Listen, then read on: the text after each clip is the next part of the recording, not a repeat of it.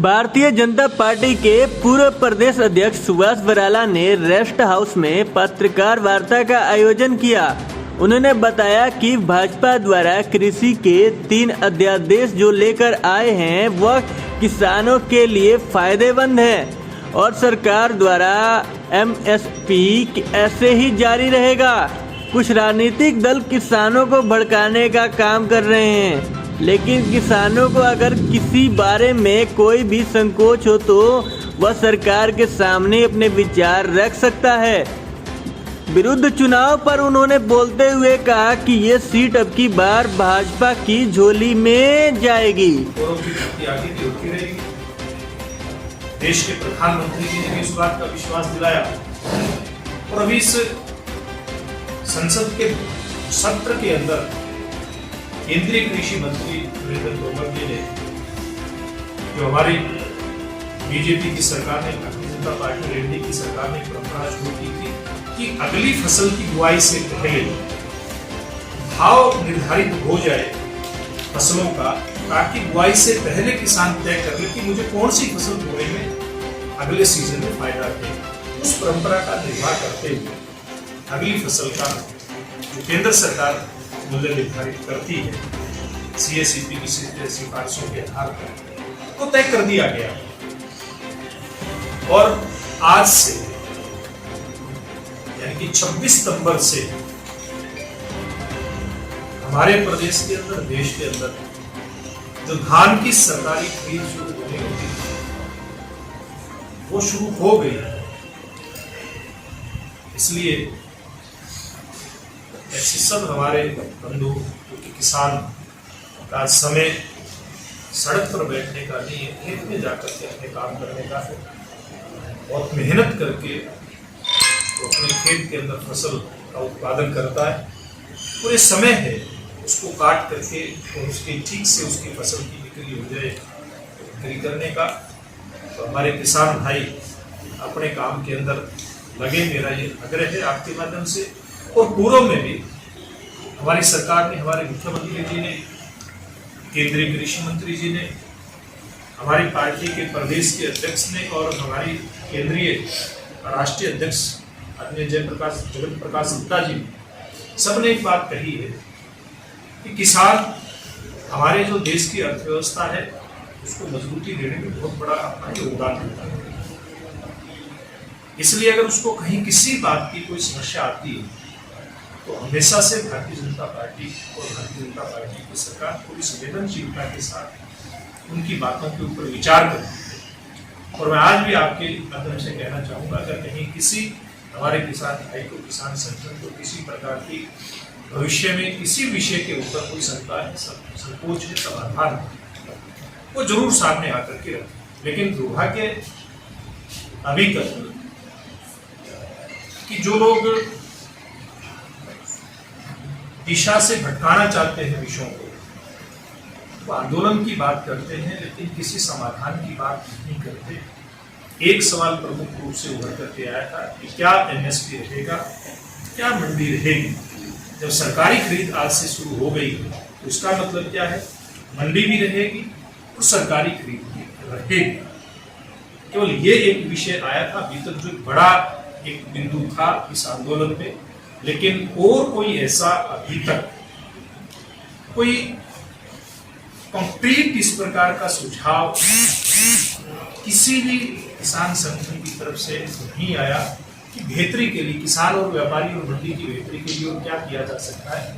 अगर वो आएगा तो हमारी पार्टी की सरकार उस बात पर जरूर विचार करेगी।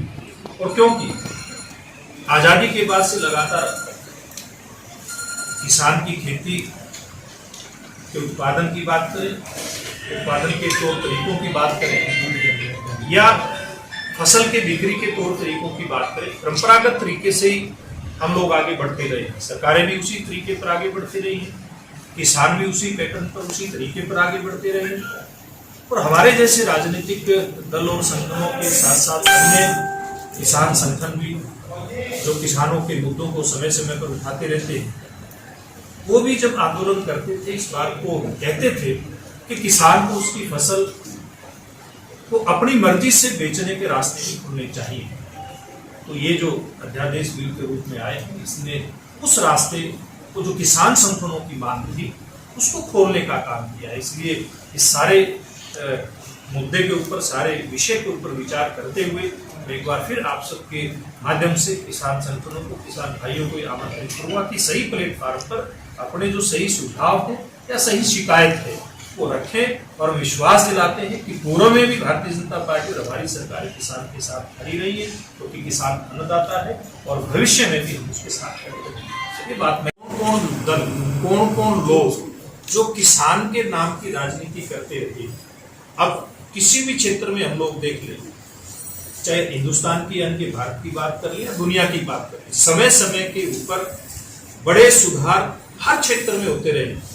औद्योगिक क्षेत्र में सुधार नहीं हुए क्या? टैक्सेशन के क्षेत्र में सुधार नहीं हुए क्या?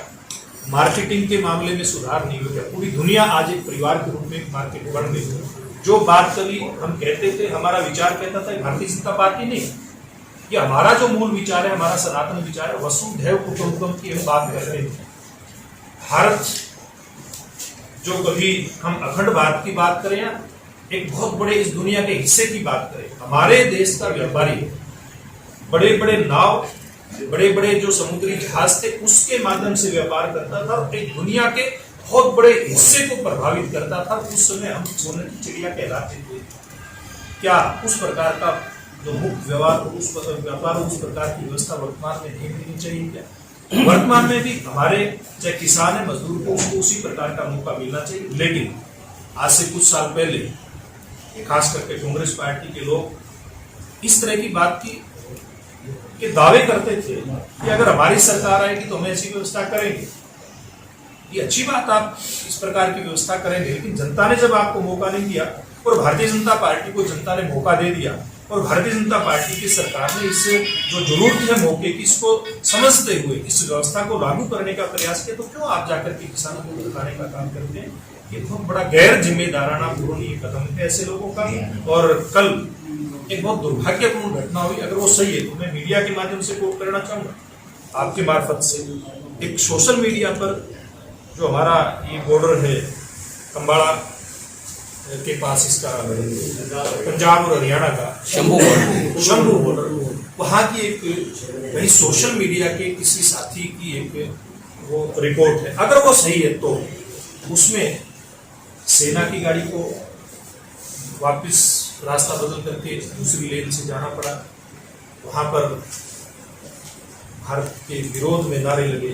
अगर ये सही है तो, मैं दावा नहीं करता सही है गलत है, लेकिन अगर ये सही है तो क्या एक भारतीय लोकतंत्र, इसमें अभिव्यक्ति की आजादी है, क्या हम अभिव्यक्ति की आजादी का इस प्रकार से नाजायज फायदा उठाएंगे?